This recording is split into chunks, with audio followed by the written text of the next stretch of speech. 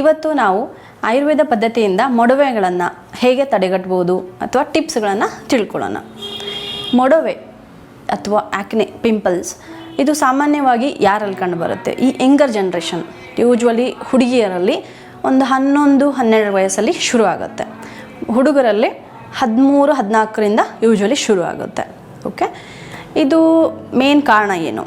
ಸಾಮಾನ್ಯವಾಗಿ ಇದು ಎಷ್ಟು ಜಾಸ್ತಿ ಜನರಲ್ಲಿ ಕಾಣಿಸ್ಕೊಳ್ಳುತ್ತೆ ಅಂದರೆ ಪ್ರತಿ 5 ಜನರಲ್ಲಿ 4 ಜನರಿಗೆ ಮೊಡವೆ ಆಗೇ ಆಗುತ್ತೆ. ಒಂದು ಸ್ವಲ್ಪ ವಯಸ್ಸಿನವರೆಗೂ ಇರುತ್ತೆ, ಆಮೇಲೆ ಹೋಗುತ್ತೆ. ಇದೇನೊಂದು ಭಯಂಕರ ಕಾಯಿಲೆ ಅಲ್ಲ, ಆದರೆ ಅದು ಲುಕ್ಕಲ್ಲಿ, ಫೀಲಲ್ಲಿ, ಕಾನ್ಫಿಡೆನ್ಸ್ ಲೆವೆಲ್ಲ ನಮ್ಮ ಕಮ್ಮಿ ಮಾಡುತ್ತೆ. ಅದಕ್ಕೋಸ್ಕರ ಇದ್ರದ್ದು ಚಿಕಿತ್ಸೆ ಅಥವಾ ತಡ್ಕೊಳ್ಳೋದು ಇಂಪಾರ್ಟೆಂಟ್ ಆಗಿರುತ್ತೆ. ಕಾರಣ ಏನು? ಹಾರ್ಮೋನ್ ಇಂಬ್ಯಾಲೆನ್ಸ್ ಅಥವಾ ಹಾರ್ಮೋನ್ ಬೆಳೆಯುತ್ತೆ, ಆ್ಯಂಡ್ರೋಜನ್ಸ್. ಈ ಯೌವನದಿಂದ, ಬಾಲ್ಯಾವಸ್ಥೆಯಿಂದ ಯೌವನಾವಸ್ಥೆಗೆ ಬರುವಾಗ ಆ್ಯಂಡ್ರೋಜನ್ಸ್ ಡೆವಲಪ್ ಆಗುತ್ತೆ. ಆವಾಗ sebum production in the skin ಅಥವಾ ಆಯಿಲ್ ಕಂಟೆಂಟ್ ನಮ್ಮ ಚರ್ಮದಲ್ಲಿ ಜಾಸ್ತಿ ಆಗುತ್ತೆ because of the hormone influence. ಆ ಆಯಿಲ್ ಜಾಸ್ತಿ ಆದಾಗ ಯಾವಾಗ ಬ್ಯಾಕ್ಟೀರಿಯಲ್ ಇನ್ಫೆಕ್ಷನ್ ಆಗುತ್ತೆ, ಅಲ್ಲಿ ಮೊಡವೆ ಬರುತ್ತೆ.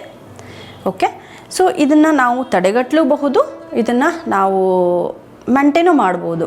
ನಮ್ಮದು ಆಯಿಲಿ ಸ್ಕಿನ್ ಇರಲಿ, ಯಾವುದೇ ಥರದ ಚರ್ಮ ಇರಲಿ, ಅದನ್ನು ಹೇಗೆ ಆಯುರ್ವೇದ ಪದ್ಧತಿಯಿಂದ ನಾವು ಕಾಪಾಡ್ಕೋಬೋದು ಅಂತ ತಿಳಿಯೋಣ. ಓಕೆ, ಫಸ್ಟು ಆಯುರ್ವೇದದಲ್ಲಿ ಹೇಳೋದೆ ಗಟ್ ಕರೆಕ್ಷನ್ ಅಥವಾ ಆಹಾರದಲ್ಲಿ. ಇದಕ್ಕೆ ತುಂಬ ಇಂಪಾರ್ಟೆನ್ಸ್ ಕೊಟ್ಟಿದ್ದಾರೆ ಆಯುರ್ವೇದದಲ್ಲಿ. ಆಹಾರದಲ್ಲಿ ಬದಲಾವಣೆ, ನಾವು ಯಾವ ರೀತಿ ಆಹಾರ ತಿನ್ನಬೇಕು ಅಂತ ಹೇಳುವಾಗ ಫ್ರೆಶ್ ಫ್ರೂಟ್ಸ್, ಫ್ರೆಶ್ ವೆಜಿಟೇಬಲ್ಸ್. ನಾನು ಯಾವಾಗಲೂ ಹೇಳ್ತಾ ಇರ್ತೀನಿ ನಮ್ಮ ಪೇಷಂಟ್ಸ್ಗಳಿಗೆ, ಸೀಸನಲ್ ಮತ್ತು ಲೋಕಲ್ ಫುಡ್ಡು, ರೀಜನಲ್ ಅಂದರೆ ಲೋಕಲ್ಲೇ ಫುಡ್ಗಳನ್ನು ತಿನ್ನಿ. ಈ ಸೀಸನಲ್ಲಿ ಸಮ್ಮರ್, ಈಗ ನಮ್ಮ ಕಲ್ಲಂಗಡಿ ಆಗಿರ್ಬೋದು, ಅಂದರೆ ವಾಟರ್ ಮೆಲಾನು ಅಥವಾ ಮಸ್ಕ್ ಮೆಲಾನ್ ಈ ಥರ ಬರುತ್ತಲ್ಲ, ಇದನ್ನೇ ತಿನ್ನಿ. ಇದರ ಇಲ್ಲದೆ ಇರೋದು ಲೈಕ್ ನಮ್ಮ ಮೋಸಂಬಿ, ಆರೆಂಜು ಈ ಸೀಸನ್ ಅಲ್ಲ, ಆ ಥರದನ್ನು ಆದಷ್ಟು ತಿನ್ನೋಕ್ಕೆ ಹೋಗಬೇಡಿ ಅಂತ. ರೀಜ್ನಲ್, ಇಲ್ಲಿ ಬೆಳೆಯುವಂಥ ಆಹಾರ, ಇಲ್ಲಿ ಬೆಳೆಯುವಂಥ ಫ್ರೂಟ್ಸ್ಗಳನ್ನು ನಮಗೆ ತುಂಬ ಪೌಷ್ಟಿಕಾಂಶ ಕೊಡುತ್ತೆ. ಈ ಲೀಚಿ, ಬೆರ್ರಿ ಅವೆಲ್ಲ ನಮ್ಮಲ್ಲಿ ಸಿಗೋದಿಲ್ಲ, ಇಲ್ಲಿ ಬೆಳೆಯೋದಿಲ್ಲ, ಅದು ಫಾರಿನ್ ಕಂಟ್ರೀಸ್ದು. ಅದನ್ನೆಲ್ಲ ನಾವು ತಿಂತೀವಿ ಅನ್ನೋದು ಅಷ್ಟೊಂದು ಉಪಯೋಗ ಆಗೋದಿಲ್ಲ. ಧಾನ್ಯಗಳು, ಪ್ರೋಟೀನ್ಗಳು ಇದೆಲ್ಲನೂ ನಾವು ಸಮತೋಲನದಲ್ಲಿ ತಗೋಬೇಕು. Next is water. ಇದಕ್ಕೆ ಇಷ್ಟು ಇಂಪಾರ್ಟೆನ್ಸ್ ಕೊಟ್ಟಿದ್ದಾರೆ. ಈ ಯಂಗರ್ ಜನ್ರೇಷನ್ ಅಂದರೆ ಈ 11ರಿಂದ 20-25 ವಯಸ್ಸಿನವರು ನೀರೇ ಕುಡಿಯೋದಿಲ್ಲ.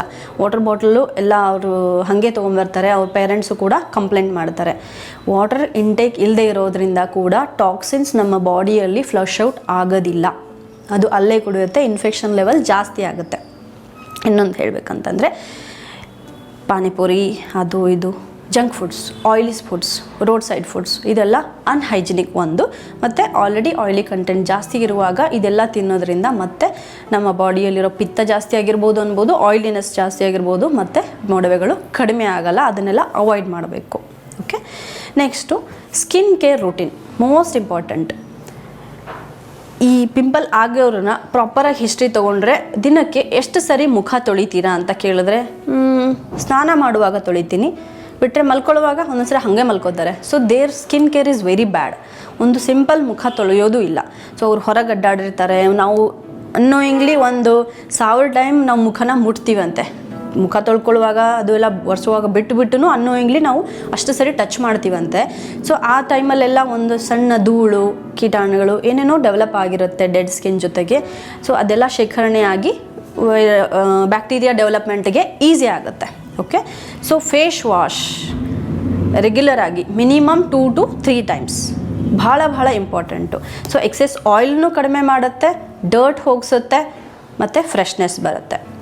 ನೆಕ್ಸ್ಟ್ ಮಾಯ್ಶ್ಚರೈಸರ್, ಆಯಿಲಿ ಸ್ಕಿನ್ ಇರಲಿ, ಕಾಂಬಿನೇಷನ್ ಸ್ಕಿನ್ ಇರಲಿ, ಡ್ರೈ ಸ್ಕಿನ್ ಇರಲಿ, ಆಯಾ ಸ್ಕಿನ್ನಿಗೆ ಅನುಗುಣವಾಗಿ ಮಾಯ್ಶ್ಚರೈಸರ್ ಬಳಸೋದು ವೆರಿ ಇಂಪಾರ್ಟೆಂಟ್. ಇಲ್ಲ ಅಂತಂದರೆ ಡ್ರೈ ಫೀಲಿಂಗ್ ಆಗುತ್ತೆ. ಅಥವಾ ಒಂದು ಆಹಾರ ಇಲ್ಲ ಅಂದ್ಕೊಳ್ಳಿ, ಫುಡ್ ಇಲ್ಲ, ನಿಮ್ಮ ಸ್ಕಿನ್ನಿಗೆ ನೀವು ಫುಡ್ ಕೊಡ್ತಾ ಇಲ್ಲ, ಇದಿಷ್ಟು ಸಿಂಪಲ್ ಆಗಿ ನೀವು ಅರ್ಥ ಮಾಡ್ಕೋಬೋದು. ನೆಕ್ಸ್ಟ್ ಸನ್ಸ್ಕ್ರೀನ್, ಪ್ರೊಟೆಕ್ಟಿವ್ ಲೇಯರ್ ಬೇಕೇ ಬೇಕು. ಇದು ಮಾರ್ನಿಂಗ್ ರೂಟೀನ್ ಸ್ಕಿನ್ ಕೇರ್ ನಾವು ಮಾಡಲೇಬೇಕು.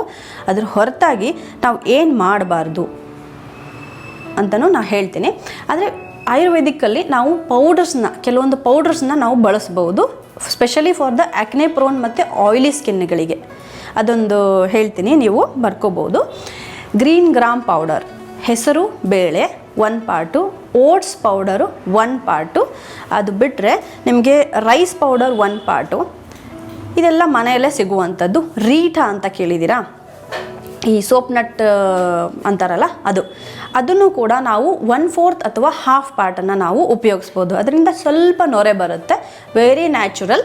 ಮತ್ತು ಈ ಮಿಶ್ರಣವನ್ನು ನೀವು ಮಾಡಿ ಏರ್ ಟೈಟ್ ಡಬ್ಬದಲ್ಲಿ ಇಟ್ಕೊಂಡ್ಬಿಟ್ರೆ ನೀವು ಡೈಲಿ 1 ಸ್ಪೂನ್ ಅರ್ಧ ಸ್ಪೂನ್ ತೊಗೊಂಡು ಅದನ್ನು ಮುಖ ಒದ್ದೆ ಮಾಡಿಕೊಂಡು ಜಸ್ಟ್ ಕ್ಲೆನ್ಸ್ ಮಾಡಿ ವಾಶ್ ಮಾಡಿದ್ರೂ ಕೂಡ ಸಿಕ್ಕಾಪಟ್ಟೆ ಆಯಿಲಿನೆಸ್ಸು ಅಥವಾ ಫ್ರೆಶ್ನೆಸ್ ಫೀಲ್ ಆಗುತ್ತೆ. ಇದು ಒಂದು ಆಯುರ್ವೇದದ ಅಂತಲೇ ಅನ್ಕೋಬಹುದು ನೀವು. ಈಗ ಮೊಡವೆಗಳಲ್ಲಿ ಏನು ಮಾಡಬೇಕು ಅಥವಾ ಅಂತ ನೋಡಿದ್ವಿ, ಏನು ಮಾಡಬಾರ್ದು ಅಂತಲೂ ವೆರಿ ವೆರಿ ಇಂಪಾರ್ಟೆಂಟು. ಇನ್ನೊಂದು ಬಿಸಿ ನೀರಿನಿಂದ ಮುಖ ತೊಳ್ಕೊಳ್ಳೋದು ಏನೂ ಇಲ್ಲ ನನ್ನ ಕಡೆ ಅಂದರೆ ಜಸ್ಟ್ ವಾರ್ಮ್ ವಾಟರಿಂದ ಕೂಡ ನಾವು ಫೇಸ್ ವಾಶ್ ಮಾಡಿದ್ರೆ ದಿನಕ್ಕೆ 2 ರಿಂದ 3 ಸಾರಿ ನಮ್ಮ ಈ ಆಯಿಲಿನೆಸ್ ಹೋಗುತ್ತೆ, ಫ್ರೆಶ್ ಆಗುತ್ತೆ, ಪೋರ್ಸು ಓಪನ್ ಆಗುತ್ತೆ, ಅದರಿಂದ ಟೋನ್ ಥರ ಆಗುತ್ತೆ. ನೆಕ್ಸ್ಟು ಬಾಡಿ ಸೋಪು ಅಂದರೆ ಬಾಡಿಗೆ ಏನು ಬಳಸ್ತೀವಲ್ಲ ಆ ಸೋಪು ಫೇಸಿಗೆ ಸ್ಪೆಷಲಿ ಆ್ಯಕ್ನೆ ಇರೋರಿಗೆ ಸೂಟ್ ಆಗೋದಿಲ್ಲ. ಹ್ಯಾಶ್ನೆಸ್ ಜಾಸ್ತಿ ಇರುತ್ತೆ. ಈ ಪಿ ಎಚ್ ಲೆವೆಲ್ ಅಂದರೆ ಗೊತ್ತಿರಬೇಕು ನಿಮಗೆ, ಸ್ಕಿನ್ನಲ್ಲೊಂದು ಹೇರಲ್ಲೊಂದು ಪಿ ಎಚ್ ಇರುತ್ತೆ. ಆ ಪಿ ಎಚ್ ಇಂಬ್ಯಾಲೆನ್ಸ್ ಆಗಿಬಿಡುತ್ತೆ. ನೀವು ಬಾಡಿ ಸೋಪ್ ಯೂಸ್ ಮಾಡಿದ್ರೆ ಅದು ತುಂಬ ಹ್ಯಾಶ್ ಆಗುತ್ತೆ. ನ್ಯಾಚುರಲ್ ಆಯಿಲ್ ಏನಿರುತ್ತಲ್ಲ ಅದನ್ನೆಲ್ಲ ಸ್ಟ್ರಿಪ್ ಔಟ್ ಮಾಡಿಬಿಡುತ್ತೆ, which is not good. Second scrubbing. Pimple ಇದೆ, ಸ್ಕ್ರಬ್ ಮಾಡಿರಿ, ಅದು ತೊಗೊಳ್ರಿ, ಸ್ಕ್ರಬ್ ಮಾಡಿ. ಮನೆಯಲ್ಲೆಲ್ಲ ಬದ್ದಿರೋದನ್ನೆಲ್ಲ ಹಚ್ಕೋಬಾರ್ದು. ಇದರಿಂದ ಬ್ರೇಕ್ಔಟ್ಸ್ ಜಾಸ್ತಿ ಆಗುತ್ತೆ. ಆ್ಯಕ್ಟಿವ್ ಪಿಂಪಲ್ ಇರುವಾಗ ಅದ್ರ ಮೇಲೆ ನೀವು ಹಚ್ಚಿ ಉಜ್ಜಿದ್ರೆ ಏನಾಗುತ್ತೆ, ಆ ಇನ್ಫೆಕ್ಷನ್ನು ಮತ್ತೆ ಮುಖದಲ್ಲೆಲ್ಲ ಸ್ಪ್ರೆಡ್ ಆಗೋ ಚಾನ್ಸಸ್ ಇರುತ್ತೆ. ಅದನ್ನೆಲ್ಲ ಮತ್ತು ಓವರ್ ಸ್ಟೀಮಿಂಗ್. ದಿನಕ್ಕೆ ಒಂದು 4 ಸರಿ ಸ್ಟೀಮ್ ತೊಗೊಂಡೆ, ದಿಸ್ ಈಸ್ ನಾಟ್ ಗುಡ್. 1 ಸರಿ okay, steaming will help, but 1 ಸರಿ ಓಕೆ. ಓವರ್ ಆಗಿ ಏನೂ ಮಾಡಬಾರ್ದು. ಸ್ಕ್ರಬ್ಬಿಂಗು ಡಾಕ್ಟ್ರನ್ನ ಸಲಹೆ ಮುಖಾಂತರ ಮಾಡಿ, ಅಥವಾ ಮೈಲ್ಡ್ ಸ್ಕ್ರಬ್ ವಾರಕ್ಕೆ 1 ಸರಿ ಸಾಕಾಗುತ್ತೆ. ಓಕೆ. ಇನ್ನು ಆಯುರ್ವೇದ ಪ್ರಕಾರ ಏನು ಫೇಸ್ ಪ್ಯಾಕ್ ಯೂಸ್ ಮಾಡಿದ್ರೆ ನಿಮ್ಮ ಇದ್ದಿರೋ ಪಿಂಪಲ್ಸು ಅಥವಾ ಮನೆಯಲ್ಲೇ ಮಾಡ್ಕೋಬೋದು ಅಂತ ಹೇಳ್ತೀನಿ. ನನ್ನ ಪ್ರಾಕ್ಟೀಸಲ್ಲಿ ಒಂದು ಆಯುರ್ವೇದ ಕ್ಲಾಸಿಕಲ್ ಪ್ರಿಪ್ರೇಷನ್ ಹೇಳ್ತೀನಿ, ಅದು ತುಂಬ ಚೆನ್ನಾಗಿ ವರ್ಕ್ ಆಗುತ್ತೆ. ನಾನು ಮನೆಯಲ್ಲೂ ಕೊಡ್ತೀನಿ ಈ ಪುಡಿಗಳನ್ನು ಜನರಿಗೆ. ವಚ, ಧಾನ್ಯಾಕ, ಲೋದ್ರ. ಧಾನ್ಯಾಕ ಅಂದರೆ ನಮ್ಮ ಕೊತ್ತಂಬರಿ ಬೀಜ ಅಂತ ಹೇಳ್ತಿಲ್ಲ, ಧನಿಯಾ, ಅದ್ರ ಪುಡಿ. ವಚ ಅಂತ ಒಂದು ಪುಡಿ ಸಿಗುತ್ತೆ, ಮತ್ತು ಲೋದ್ರ. ಈ 3 ಸಮ ಪ್ರಮಾಣದಲ್ಲಿ ಮಿಕ್ಸ್ ಮಾಡಿಕೊಂಡು ನೀವು ಒಂದು ಡಬ್ಬದಲ್ಲಿ ಇಟ್ಕೋಬೇಕು. 1 ಸ್ಪೂನಲ್ಲಿ ಚಿಕ್ಕದು ಹಾಟ್ ವಾಟರ್ ಜೊತೆ ಮಿಕ್ಸ್ ಮಾಡಿಬಿಟ್ಟು ಎಲ್ಲಿ ಪಿಂಪಲ್ ಇದೆ ಅಲ್ಲಿ ಮಾತ್ರ ಥಿಕ್ಕಾಗಿ ಪೇಸ್ಟ್ ಹಾಕ್ಕೊಂಡು ಡ್ರೈ ಆದಮೇಲೆ ಬೆಳೆಸ್ಕೊಂಡ್ಬಿಡ್ಬೇಕು, ಅಥವಾ ನಾರ್ಮಲ್ ವಾಟರಿಂದ ವಾಶ್ ಮಾಡಬೇಕು. ದಿನಕ್ಕೆ 2 ಬಾರಿನೂ ಹಚ್ಬೋದು ಸಿವಿಯರ್ ಕೇಸಸ್ಸಲ್ಲಿ, ಇಲ್ಲ ದಿನಕ್ಕೆ 1 ಬಾರಿ. ಪಿಂಪಲ್ ಕಡಿಮೆ ಆದ ತಕ್ಷಣ ಸ್ಟಾಪ್ ಮಾಡಿಬಿಡಬೇಕು. ಓಕೆ. ನೆಕ್ಸ್ಟು ಕೆಲವೊಬ್ಬರಿಗೆ ದಪ್ಪ ಇರುತ್ತೆ, ಹಿಂಗೆ ಸ್ಕಿನ್ ಹಿಡಿದ್ರೆ ದಪ್ಪ ಒಂದು ಏನೋ ಒಳಗಡೆ ಇದೆಯಪ್ಪ ಅಂತ, ಅದಕ್ಕೆ ನೋಡ್ಯುಲಾರ್ ಅಥವಾ ಸಿಸ್ಟಿಕ್ ಆ್ಯಕ್ನೆ ಅಂತ ಹೇಳ್ತೀವಿ. ಅವರಲ್ಲಿ ತುಂಬ ಆಯಿಲಿ ಕಂಟೆಂಟ್ ಜಾಸ್ತಿ ಇರುತ್ತೆ ಫೇಸಲ್ಲಿ. ಅದನ್ನು ತಡೆಗಟ್ಟಕ್ಕೆ ನೀಮ್, ತ್ರಿಫಲ, ಮುಲ್ತಾನಿ ಮಿಟ್ಟಿ, ತುಳಸಿ, ಇಷ್ಟು ಕಾಂಬಿನೇಷನ್ ಸಾಕಾಗುತ್ತೆ. ಆ್ಯಂಟಿ ಇನ್ಫ್ಲಮೇಟರಿ ಮತ್ತು ಆ್ಯಂಟಿ ಬ್ಯಾಕ್ಟೀರಿಯಲ್ ಇಫೆಕ್ಟು ಬರುತ್ತೆ. Multani mitti as a cleansing agent, tightening agent ಕೂಡ ಬರುತ್ತೆ. ಈ 3 ಇಷ್ಟನ್ನು ಮಿಕ್ಸ್ ಮಾಡಿ ಡೈಲಿ ಫೇಸ್ ಪ್ಯಾಕ್ ಹಾಕ್ಕೋಬೇಕು. ಫೇಸ್ ಪ್ಯಾಕ್ ಹಾಕೊಳ್ಳೋದ್ರಲ್ಲಿ ಇನ್ನೊಂದು ಮುಖ್ಯವಾದ ಇಂಪಾರ್ಟೆಂಟು, ಫುಲ್ ಡ್ರೈ ಆಗೋವರೆಗೂ ಬಿಡಬಾರ್ದು. ಇದೆಲ್ಲರೂ ಹೇಳ್ತಾರೆ, ಕೆಲವೊಬ್ಬರು ರಾತ್ರಿ ಎಲ್ಲ ಹಾಕ್ಕೊಂಡು ಮಲ್ಕೋತಾರೆ. Very very wrong. ಸ್ಕಿನ್ ಹಾಳಾಗುತ್ತೆ. ದಯವಿಟ್ಟು ತಿಳ್ಕೊಳ್ಳಿ, ಸ್ಕಿನ್ ಹಾಳಾಗುತ್ತೆ. 10 ನಿಮಿಷ ಅಥವಾ ನೀವು ಹಚ್ಚಿರ್ತೀರಲ್ಲ, 80% 70% ಡ್ರೈ ಆಗಿದೆ ಅಂದಿರುವಾಗ ಸ್ಟಾಪ್. ಮತ್ತೆ ನೀರು ಹಾಕ್ಕೊಳ್ಳಿ, ಚೆನ್ನಾಗಿ ಉಜ್ಕೊಳ್ಳಿ, ಮತ್ತು ತೊಳ್ಕೊಂಬಿಡಬೇಕು. ಇಷ್ಟೇ ಫೇಸ್ ಪ್ಯಾಕದ್ದು ಇರೋದು. 1 ಅವರ್ ಇಟ್ಕೊಂಡೆ, 2 ಅವರ್ ಇಟ್ಕೊಂಡೆ, ಹೋಲ್ ನೈಟ್ ಇಟ್ಕೊಂಡೆ, it will again damages your skin. Okay, ದಯವಿಟ್ಟು ಗಮನ ಇಟ್ಕೊಳ್ಳಿ. ನೆಕ್ಸ್ಟು ಲೈಫ್ ಸ್ಟೈಲ್ ಚೇಂಜಸ್ ತುಂಬ ಇಂಪಾರ್ಟೆಂಟ್. 2 ಪಾಯಿಂಟ್ ಹೇಳ್ತೀನಿ. ಓಕೆ. ಒಂದು, ನೀರು ಕುಡಿಯೋದು, ಸ್ಟ್ರೆಸ್ ಮ್ಯಾನೇಜ್ ಮಾಡೋದು, ಹೊರಗಡೆ ತಿಂದೇ ಇರೋದು, ಯೋಗ, ಮೆಡಿಟೇಷನ್. ಓಕೆ, ಅದನ್ನೇ ಹೇಳ್ತಾರೆ ಅಂತಲ್ಲ, ಬಟ್ ಯಾವುದೇ ರೀತಿಯಾದ ಫಿಸಿಕಲ್ ಆ್ಯಕ್ಟಿವಿಟಿ ಇಂಪಾರ್ಟೆಂಟ್ ಹೇಳಬೇಕು ಅಂತಂದರೆ ಅದರಿಂದ ಸ್ಟ್ರೆಸ್ ಲೆವೆಲ್ ಕಮ್ಮಿ ಆಗುತ್ತೆ ಮತ್ತು ಹಾರ್ಮೋನ್ ಇಂಬ್ಯಾಲೆನ್ಸ್ ಆಗೋದು ತಡೆಗಟ್ಟುತ್ತೆ. Hormone imbalance again cause for the acne, ನಿಮ್ಗೆ ಗೊತ್ತೇ ಇದೆ. ಓಕೆ.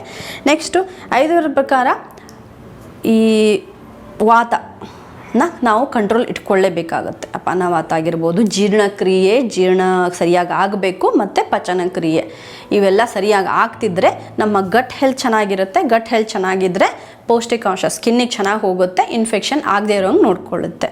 ಓಕೆ, ಇಷ್ಟು ಹೇಳಿ ನಾನು ಈ ಮೊಡವೆ ಟಾಪಿಕ್ನ ಮುಗಿಸ್ತಾ ಇದ್ದೀನಿ. ಮತ್ತು ಮುಂದಿನ ಟಾಪಿಕ್ ಜೊತೆ ಮತ್ತೆ ಬರ್ತೀನಿ. ನಮಸ್ಕಾರ.